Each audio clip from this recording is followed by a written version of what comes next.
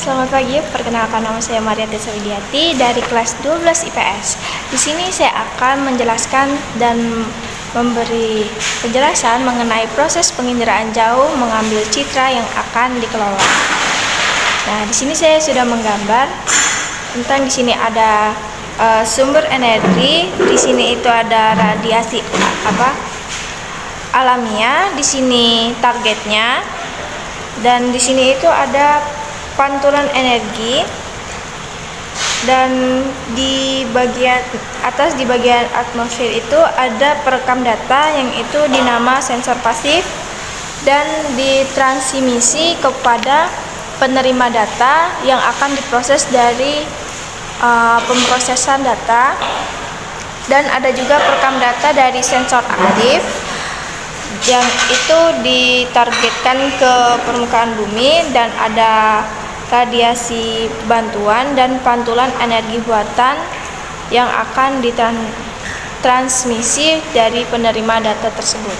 Di sini saya akan menjelaskan komponen jauhnya.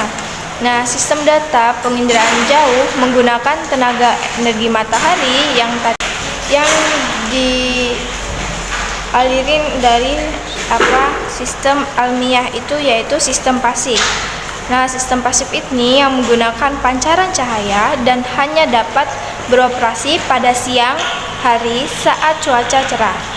Nah, juga di sini kita ada pengindera jauh, yaitu sistem pasif yang menggunakan pancaran tenaga termal, dapat beroperasi pada siang maupun di malam hari. Penginderaan jarak jauh itu pengukuran atau akuisisi data suatu objek atau fenomena. Citra mudah menggunakannya pada saat perbedaan suhu antara tiap objek cukup besar. Terus kelemahan penginderaan jauh sistem ini merupakan resolusi spesial atau spasialnya semakin besar atau kasar karena panjang gelombangnya semakin besar. Di sini juga ada yang namanya buatan atau disebut juga penginderaan sistem aktif. Nah, sistem aktif ini bisa disebut atau kita artikan itu sengaja dibuat dan dipancarkan dari sensor yang kemudian dipantulkan kembali ke sensor tersebut untuk direkam dan menggunakan gelombang yang namanya gelombang mikro. Jadi itu digunakan pada di malam hari jika matahari sudah tidak ada atau tidak dapat memancarkan ke sistem permukaan bumi.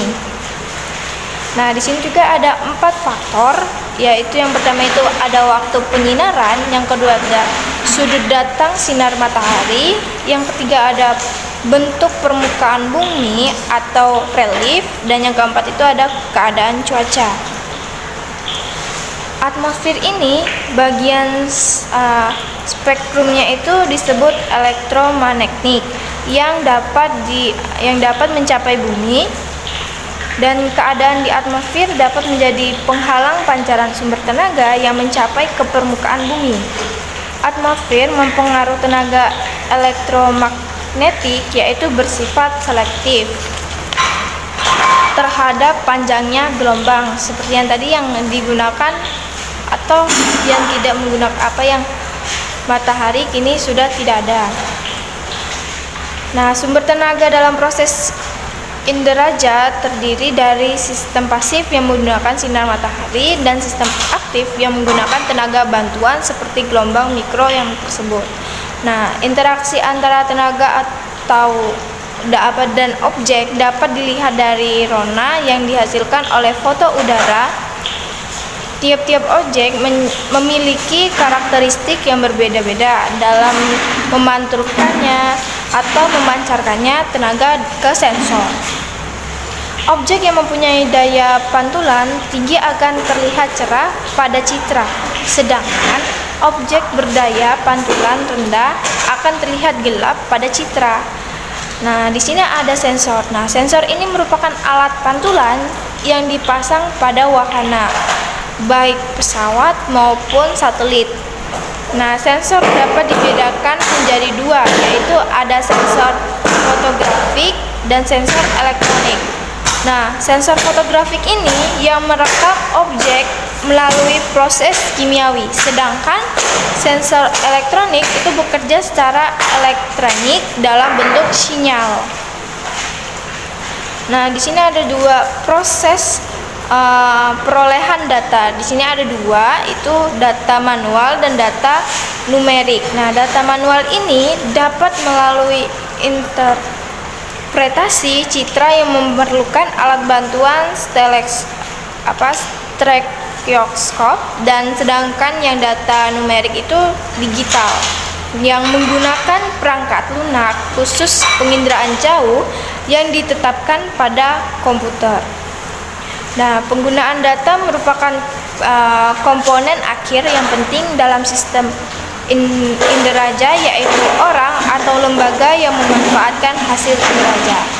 Nah, sekian dari penjelasan saya. Di sini saya menjelaskan proses penginderaan jauh mengambil citra. Sekian, terima kasih.